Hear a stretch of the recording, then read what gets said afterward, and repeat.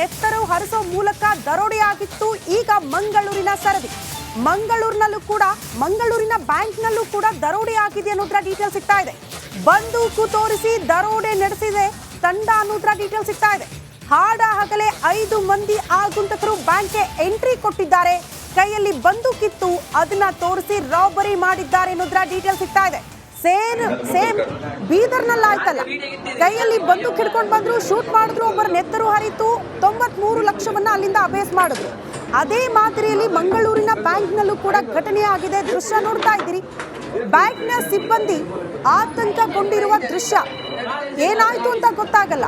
ಕೈಯಲ್ಲಿ ಬಂದೂಕಿದ್ರೆ ಸಹಜವಾಗಿ ಆತಂಕ ಇರುತ್ತೆ, ಭಯ ಸೃಷ್ಟಿಯಾಗುತ್ತೆ. ಯಾಕಂದ್ರೆ ನಿನ್ನೆ ಬೀದರ್ನಲ್ಲಿ ಆಗಿರುವಂತಹ ಘಟನೆ ಮೋಸ್ಟ್ಲಿ ಅವ್ರ ನೆನಪಿಗೆ ಬಂದಿರುತ್ತೆ. ಅಲ್ಲಿದ್ದಂತಹ ದುಡ್ಡನ್ನ ಎಗರಿಸಿ ಕಿಡಿಗೇಡಿಗಳು ಎಸ್ಕೇಪ್ ಆಗಿದ್ದಾರೆ ಅನ್ನೋದ್ರ ಡೀಟೇಲ್ ಸಿಗ್ತಾ ಇದೆ. ಒಟ್ಟಿನಲ್ಲಿ ರಾಜ್ಯದಲ್ಲಿ ಪದೇ ಪದೇ ನಮ್ಮನ್ನ ಕಾಡುವಂತಹ ಪ್ರಶ್ನೆ ಕಾನೂನು ಸುವ್ಯವಸ್ಥೆ. ಪೊಲೀಸರ ಭಯವೇ ಇಲ್ಲದಂಗ ಆಗಿ ಹೋಗಿದೆಯಾ ಅನ್ನುವಂತ ಪ್ರಶ್ನೆ. ಹಾಡ ಹಗಲೇ ಬ್ಯಾಂಕ್ಗಳಿಗೆ ನುಗ್ತಾರೆ, ರಾಬರಿ ಮಾಡ್ತಾರೆ, ಕೈಯಲ್ಲಿ ಗನ್ ಇರುತ್ತೆ, ಪಿಸ್ತೂಲ್ ಇರುತ್ತೆ. ಅಂದ್ರೆ ಕಾನೂನು ಸುವ್ಯವಸ್ಥೆ ಎಷ್ಟರ ಮಟ್ಟಿಗೆ ಹದಗೆಟ್ಟಿರಬಹುದು ರಾಜ್ಯದಲ್ಲಿ ಅನ್ನೋದು ಪದೇ ಪದೇ ನಾವು ಪ್ರಶ್ನೆ ಮಾಡಲೇಬೇಕಾಗಿರುವಂತಹ ವಿಚಾರ ಆಗಿದೆ. ಈ ಬಗ್ಗೆ ಮತ್ತಷ್ಟು ಡೀಟೇಲ್ಸ್ ಅನ್ನ ಕೊಡ್ತಾ ಹೋಗ್ತಾರೆ ನಮ್ಮ ಪ್ರತಿನಿಧಿ ದಿನೇಶ್ ದೂರವಾಣಿ ಸಂಪರ್ಕದಲ್ಲಿ. ದಿನೇಶ್, ನಿನ್ನೆ ಬೀದರ್, ಇವತ್ತು ಮಂಗಳೂರಿನ ಸರದಿ. ಯಾರ ಭಯವೂ ಇಲ್ವಾ? ಹೇಗಾಯ್ತು? ಎಷ್ಟೊತ್ತಿಗಾಯ್ತು? ಏನ್ ಪರಿಸ್ಥಿತಿಯಲ್ಲಿ? ಹೌದು ಶ್ರುತಿ, ಇದು ಮಂಗಳೂರಿನ ಕೋಟೆಕರ್ನಲ್ಲಿ ನಡೆದಿರುವಂತಹ ಘಟನೆ. ನಿನ್ನೆ ಬೀದರ್ನಲ್ಲೂ ಕೂಡ ಇದೇ ರೀತಿಯಂತ ಘಟನೆ ನಡೆದಿರುವಂತದ್ದು. ಈಗ ಮಂಗಳೂರಿನಲ್ಲೂ ಕೂಡ ಇದೇ ರೀತಿಯಂತ ಘಟನೆ ನಡೆದಿರುವಂತದ್ದು. ಮಂಗಳೂರು ಹೊರವಲಯದ ಕೋಟೆಕರ್ನಲ್ಲಿದ್ದಂತಹ ಸಹಕಾರಿ ಬ್ಯಾಂಕ್ ನಲ್ಲಿ ಈ ರೀತಿಯಂತಹ ಘಟನೆ ಆಗಿರುವಂತದ್ದು. ಮಂಗಳೂರಿನ ಕೋಟೆಕರ್ನ ಬ್ಯಾಂಕಿಗೆ ಬಂದಂತಹ ಆಗಂತುಕರ ತಂಡ ಏನಿದೆ, ಸಿಬ್ಬಂದಿಗಳಿಗೆ ಬಂದೂಕು ತೋರಿಸಿ ಅಲ್ಲಿ ಇದ್ದಂತಹ ಚಿನ್ನ ಆಗಿರ್ಬೋದು, ವಸ್ತುಗಳಾಗಿರೋದು, ಜೊತೆಗೆ ಒಂದಿಷ್ಟು ಹಣವನ್ನು ಕೂಡ ದರೋಡೆ ಮಾಡಿ ಈಗ ಪಲಾಯನ ಗೈದಿರುವಂತದ್ದು.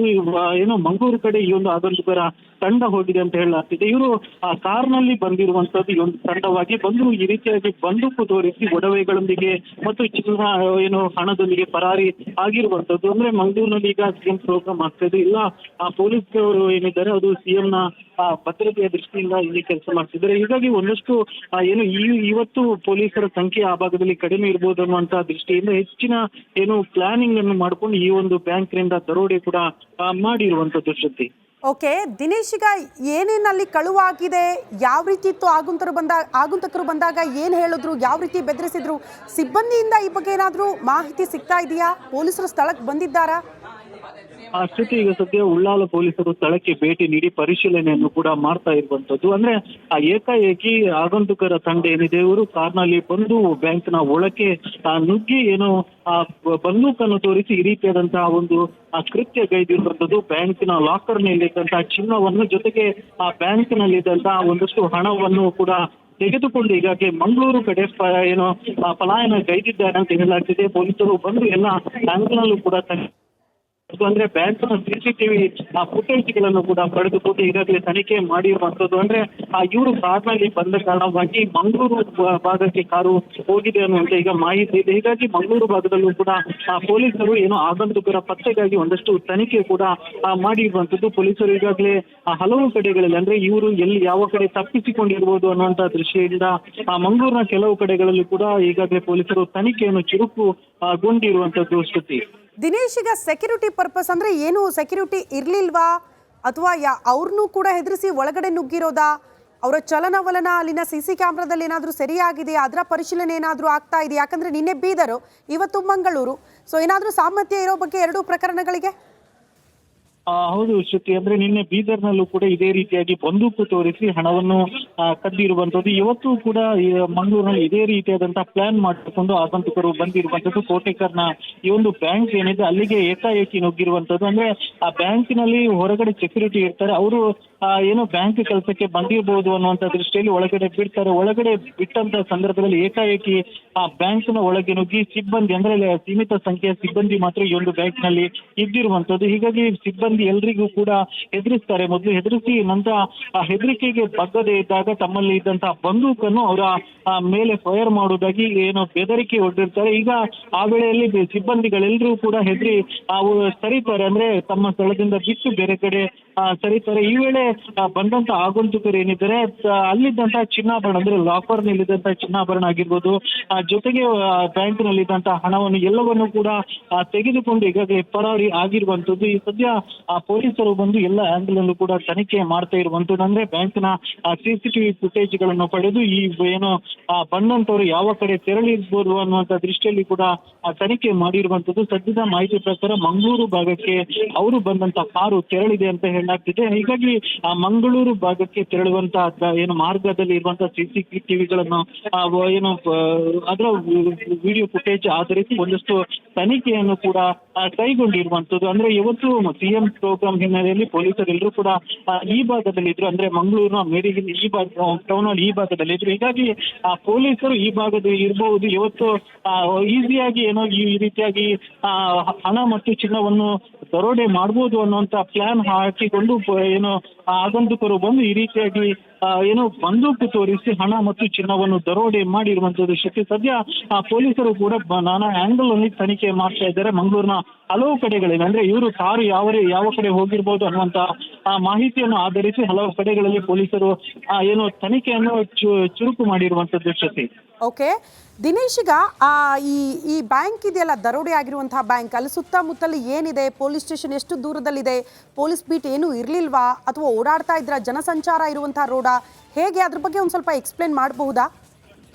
ಕೋಟೆಕಾರ ಅನ್ನುವಂಥದ್ದು ಮಂಗಳೂರು ಹೊರವಲಯದಲ್ಲಿ ಇರುವಂತಹ ಪ್ರದೇಶ. ಇಲ್ಲಿ ಹೆಚ್ಚಿನ ಜನಸಂಖ್ಯೆ ಇರೋದಿಲ್ಲ. ಆದ್ರೆ ಮಾರ್ಗದಲ್ಲಿ ಹೆಚ್ಚಿನ ವಾಹನಗಳು ಹೋಗುತ್ತೆ. ಆದ್ರೆ ಉಳ್ಳಾಲದಿಂದ ಒಂದು ಆ ಕಡೆ ಆಗಿರುವ ಕಾರಣವಾಗಿ ದೊಡ್ಡ ಮಟ್ಟದಲ್ಲಿ ಜನಸಂಖ್ಯೆ ಇರುವುದಿಲ್ಲ. ಬ್ಯಾಂಕ್ಗೆ ಮತ್ತು ಅಂಗಡಿ ಮುಂಗಟ್ಟುಗಳಿಗೆ ಬರುವಂತಹ ಜನರು ಮಾತ್ರ ಇರುತ್ತಾರೆ. ಸದ್ಯ ಮಧ್ಯಾಹ್ನದ ವೇಳೆ ಆಗುವ ಕಾರಣವಾಗಿ ಬ್ಯಾಂಕ್ನಲ್ಲೂ ಕೂಡ ಹೆಚ್ಚು ಜನ ಇರಲಿಲ್ಲ. ಸಿಬ್ಬಂದಿಗಳು ಮತ್ತು ಕೆಲವೇ ಸಂಖ್ಯೆಯ ಏನು ಅಲ್ಲಿ ಗ್ರಾಹಕರು ಇದ್ರಷ್ಟೇ. ಈ ಏಕಾಏಕಿ ಇವರು ಸೆಕ್ಯೂರಿಟಿ ಗಾರ್ಡ್ನ ಅಂದ್ರೆ ಸೆಕ್ಯೂರಿಟಿ ಗಾರ್ಡ್ ಕೂಡ ಬ್ಯಾಂಕ್ನ ಕೆಲಸಕ್ಕೆ ಬಂದಿರಬಹುದು ಅನ್ನೋ ದೃಷ್ಟಿಯಲ್ಲಿ ಏಕಾಏಕಿ ಬಿಟ್ಟಿದ್ರು. ಹೀಗಾಗಿ ಏಕಾಏಕಿ ಬ್ಯಾಂಕ್ನ ಒಳಗೆ ಬಂದು ಈ ರೀತಿಯಾಗಿ ದರೋಡೆಯ ಕೃತ್ಯವನ್ನು ಮಾಡಿರುವಂತದ್ದು. ಸದ್ಯ ಬ್ಯಾಂಕ್ನ ಸಿಬ್ಬಂದಿಯಿಂದಲೂ ಕೂಡ ಒಂದಷ್ಟು ಮಾಹಿತಿಗಳನ್ನು ಕೂಡ ಪಡೆದುಕೊಳ್ತಾ ಇರುವಂತದ್ದು ಜೊತೆ. ಓಕೆ ದಿನೇಶ್, ಧನ್ಯವಾದಗಳು ತಮ್ಮೆಲ್ಲ ಮಾಹಿತಿಗೆ.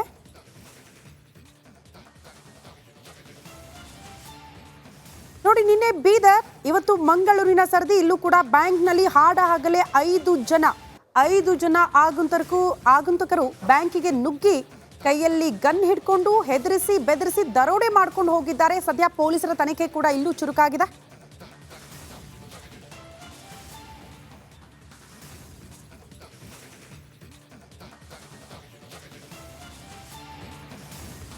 ಬೀದರ್ನಲ್ಲಿ ನಿನ್ನೆ ಹಾಡ ಹಗಲೇ ಒಬ್ಬರ ನೆತ್ತರು ಹರಿಸೋ ಮೂಲಕ ದರೋಡೆಯಾಗಿತ್ತು. ಈಗ ಮಂಗಳೂರಿನ ಸರದಿ. ಮಂಗಳೂರಿನ ಬ್ಯಾಂಕ್ನಲ್ಲೂ ಕೂಡ ದರೋಡೆ ಆಗಿದೆ ಅನ್ನೋದ್ರ ಡೀಟೇಲ್ ಸಿಗ್ತಾ ಇದೆ. ಬಂದೂಕು ತೋರಿಸಿ ದರೋಡೆ ನಡೆಸಿದೆ ತಂಡ ಅನ್ನೋದ್ರ ಡೀಟೇಲ್ ಸಿಗ್ತಾ ಇದೆ.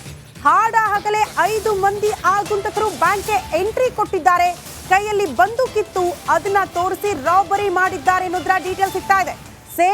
ಸೇಮ್ ಬೀದರ್ನಲ್ಲಿ ಆಯ್ತಲ್ಲ, ಕೈಯಲ್ಲಿ ಬಂದೂಕ್ ಹಿಡ್ಕೊಂಡು ಬಂದ್ರು, ಶೂಟ್ ಮಾಡಿದ್ರು, ಒಬ್ಬರ ನೆತ್ತರು ಹರಿತು, 93 ಲಕ್ಷವನ್ನ ಅಲ್ಲಿಂದ ಅಬೇಸ್ ಮಾಡಿದ್ರು. ಅದೇ ಮಾದರಿಯಲ್ಲಿ ಮಂಗಳೂರಿನ ಬ್ಯಾಂಕ್ನಲ್ಲೂ ಕೂಡ ಘಟನೆ ಆಗಿದೆ. ದೃಶ್ಯ ನೋಡ್ತಾ ಇದ್ದೀರಿ. ಬ್ಯಾಂಕ್ನ ಸಿಬ್ಬಂದಿ ಆತಂಕಗೊಂಡಿರುವ ದೃಶ್ಯ. ಏನಾಯ್ತು ಅಂತ ಗೊತ್ತಾಗಲ್ಲ. ಕೈಯಲ್ಲಿ ಬಂದೂಕಿದ್ರೆ ಸಹಜವಾಗಿ ಆತಂಕ ಇರುತ್ತೆ, ಭಯ ಸೃಷ್ಟಿಯಾಗುತ್ತೆ. ಯಾಕಂದ್ರೆ ನಿನ್ನೆ ಬೀದರ್ನಲ್ಲಿ ಆಗಿರುವಂತಹ ಘಟನೆ ಮೋಸ್ಟ್ಲಿ ಅವ್ರ ನೆನಪಿಗೆ ಬಂದಿರುತ್ತೆ.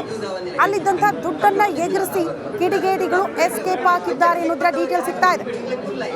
ಒಟ್ಟಿನಲ್ಲಿ ರಾಜ್ಯದಲ್ಲಿ ಪದೇ ಪದೇ ನಮ್ಮನ್ನ ಕಾಡುವಂತಹ ಪ್ರಶ್ನೆ ಕಾನೂನು ಸುವ್ಯವಸ್ಥೆ. ಪೊಲೀಸರ ಭಯವೇ ಇಲ್ಲದಂಗಾಗಿ ಹೋಗಿದೆಯಾ ಅನ್ನುವಂಥ ಪ್ರಶ್ನೆ. ಹಾಡ ಹಗಲೇ ಬ್ಯಾಂಕ್ಗಳಿಗೆ ನುಗ್ತಾರೆ, ರಾಬರಿ ಮಾಡ್ತಾರೆ, ಕೈಯಲ್ಲಿ ಗನ್ ಇರುತ್ತೆ, ಪಿಸ್ತೂಲ್ ಇರುತ್ತೆ. ಅಂದ್ರೆ ಕಾನೂನು ಸುವ್ಯವಸ್ಥೆ ಎಷ್ಟರ ಮಟ್ಟಿಗೆ ಹದಗೆಟ್ಟಿರಬಹುದು ರಾಜ್ಯದಲ್ಲಿ ಅನ್ನೋದು ಪದೇ ಪದೇ ನಾವು ಪ್ರಶ್ನೆ ಮಾಡಲೇಬೇಕಾಗಿರುವಂತಹ ವಿಚಾರ ಆಗಿದೆ. ಈ ಬಗ್ಗೆ ಮತ್ತಷ್ಟು ಡೀಟೇಲ್ಸ್ ಅನ್ನ ಕೊಡ್ತಾ ಹೋಗ್ತಾರೆ ನಮ್ಮ ಪ್ರತಿನಿಧಿ ದಿನೇಶ್ ದೂರವಾಣಿ ಸಂಪರ್ಕದಲ್ಲಿ. ದಿನೇಶ್, ನಿನ್ನೆ ಬೀದರ್, ಇವತ್ತು ಮಂಗಳೂರಿನ ಸರದಿ. ಯಾರ ಭಯವೂ ಇಲ್ವಾ? ಹೇಗಾಯ್ತು, ಎಷ್ಟೊತ್ತಿಗಾಯ್ತು, ಏನ್ ಪರಿಸ್ಥಿತಿಯಲ್ಲಿ?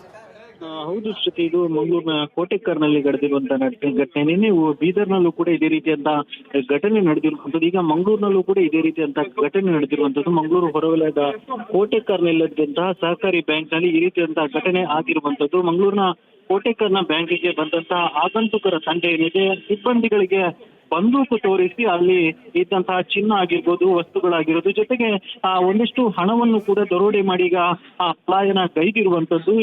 ಏನೋ ಮಂಗಳೂರು ಕಡೆ ಈ ಒಂದು ಆಗಂತುಕರ ತಂಡ ಹೋಗಿದೆ ಅಂತ ಹೇಳಲಾಗ್ತಿದೆ. ಇವರು ಕಾರ್ನಲ್ಲಿ ಬಂದಿರುವಂತದ್ದು, ಈ ಒಂದು ತಂಡವಾಗಿ ಬಂದು ಈ ರೀತಿಯಾಗಿ ಬಂದೂಕು ತೋರಿಸಿ ಒಡವೆಗಳೊಂದಿಗೆ ಮತ್ತು ಚಿನ್ನ ಏನು ಹಣದೊಂದಿಗೆ ಪರಾರಿ ಆಗಿರುವಂತದ್ದು. ಅಂದ್ರೆ ಮಂಗಳೂರಿನಲ್ಲಿ ಈಗ ಸಿಎಂ ಪ್ರೋಗ್ರಾಮ್ ಆಗ್ತಾ ಇದೆ. ಇಲ್ಲ ಪೊಲೀಸ್ ಅವರು ಏನಿದ್ದಾರೆ ಅದು ಸಿಎಂ ನ ಭದ್ರತೆಯ ದೃಷ್ಟಿಯಿಂದ ಇಲ್ಲಿ ಕೆಲಸ ಮಾಡ್ತಿದ್ದಾರೆ. ಹೀಗಾಗಿ ಒಂದಷ್ಟು ಏನು ಇವತ್ತು ಪೊಲೀಸರ ಸಂಖ್ಯೆ ಆ ಭಾಗದಲ್ಲಿ ಕಡಿಮೆ ಇರ್ಬೋದು ಅನ್ನುವಂತಹ ದೃಷ್ಟಿಯಿಂದ ಹೆಚ್ಚಿನ ಏನು ಪ್ಲಾನಿಂಗ್ ಅನ್ನು ಮಾಡ್ಕೊಂಡು ಈ ಒಂದು ಬ್ಯಾಂಕ್ನಿಂದ ದರೋಡೆ ಕೂಡ ಮಾಡಿರುವಂತದ್ದು. ಶ್ರುತಿ, ಓಕೆ ದಿನೇಶ್, ಈಗ ಏನೇನಲ್ಲಿ ಕಳುವಾಗಿದೆ, ಯಾವ ರೀತಿ ಇತ್ತು, ಆಗುಂತಕರು ಬಂದಾಗ ಏನು ಹೇಳಿದ್ರು, ಯಾವ ರೀತಿ ಬೆದರಿಸಿದ್ರು, ಸಿಬ್ಬಂದಿಯಿಂದ ಈ ಬಗ್ಗೆ ಏನಾದರೂ ಮಾಹಿತಿ ಸಿಗ್ತಾ ಇದೆಯಾ? ಪೊಲೀಸರು ಸ್ಥಳಕ್ಕೆ ಬಂದಿದ್ದಾರಾ? ಸ್ಥಿತಿ ಈಗ ಸದ್ಯ ಉಳ್ಳಾಲ ಪೊಲೀಸರು ಸ್ಥಳಕ್ಕೆ ಭೇಟಿ ನೀಡಿ ಪರಿಶೀಲನೆಯನ್ನು ಕೂಡ ಮಾಡ್ತಾ ಇರುವಂತದ್ದು. ಅಂದ್ರೆ ಏಕಾಏಕಿ ಆಗಂತುಕರ ತಂಡ ಏನಿದೆ ಇವರು ಕಾರ್ನಲ್ಲಿ ಬಂದು ಬ್ಯಾಂಕ್ನ ಒಳಕ್ಕೆ ನುಗ್ಗಿ ಏನೋ ಬಂದೂಕನ್ನು ತೋರಿಸಿ ಈ ರೀತಿಯಾದಂತಹ ಒಂದು